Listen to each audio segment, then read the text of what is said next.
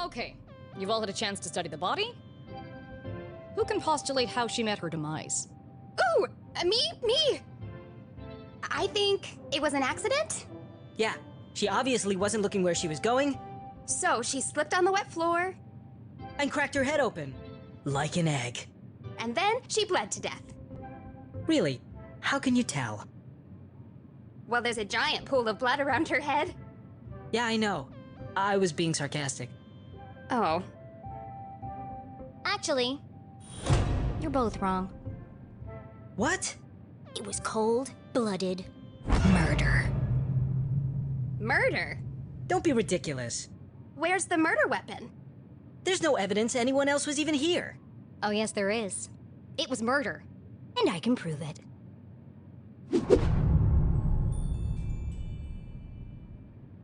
Jenny had read all the books. She'd absorbed all her mother's teachings.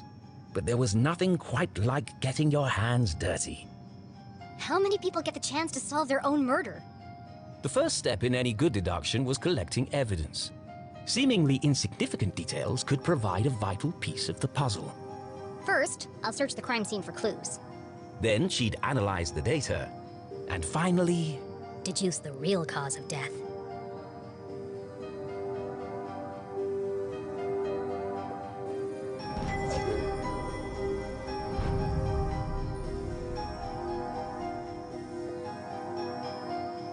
Approximately 8 sizes too big, and covered in mud.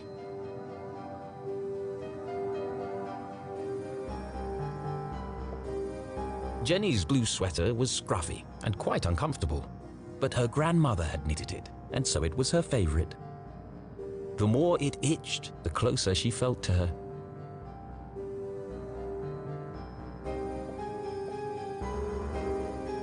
The victim has a green smudge on her lips. It's not lipstick.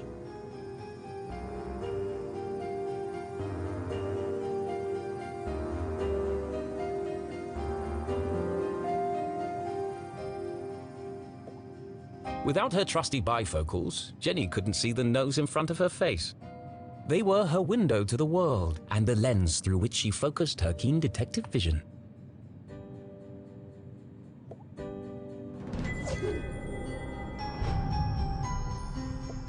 It wasn't Jenny's style to wear accessories, but this hair clip was the exception. Its function as a lockpick had saved Jenny from a long night trapped in her school locker. She'd worn it ever since.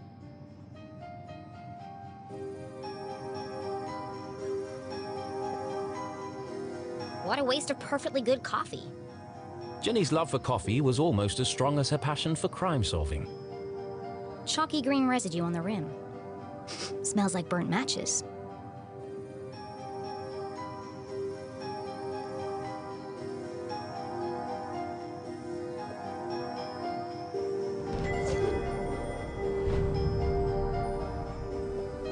The floor is wet and slippery, but also immaculately clean.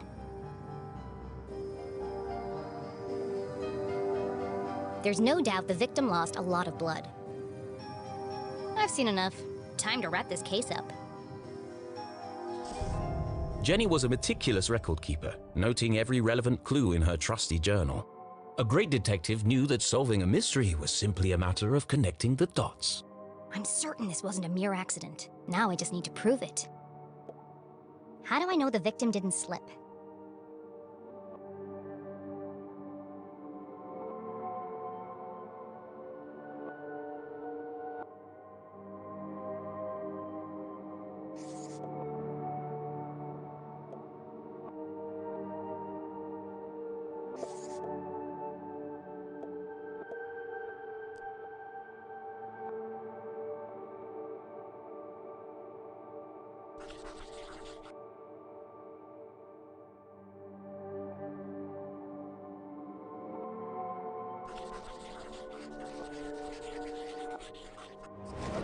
The victim's boots are filthy. They should have left big muddy footprints on the floor. So where are they?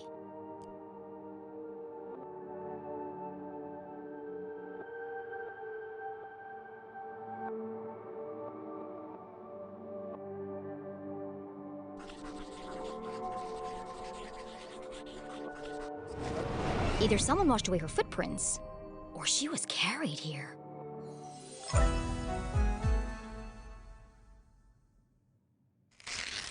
Okay, that proves she didn't slip. So how did she actually die? What was the real cause of death?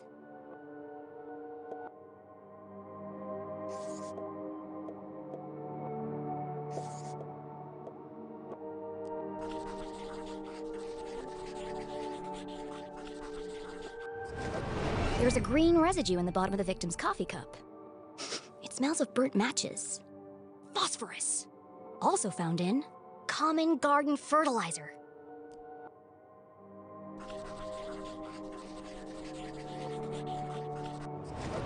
The same green mark is on the victim's lips. Her coffee was spiked with fertilizer. Someone clearly wanted her dead.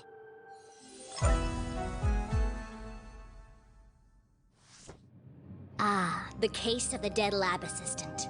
Gone before her time. Was it poison? Yes. A blow to the head? Yes. An accident? Certainly not.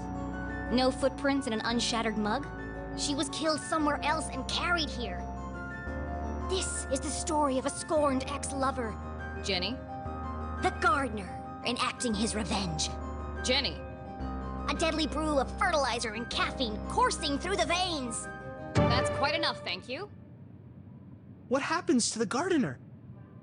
Is this gonna be on the test? Remember, class, even the smartest criminals make mistakes. This is how we catch a killer. But what's the point of all this? Yeah, there hasn't been a murder in Arthurton in years. Every town has a dark side, even Arthurton. By doubting, we are led to question. And by questioning, we arrive at the truth. Okay, that's all for today. Don't forget, next class is our field trip to the morgue. So have a light lunch.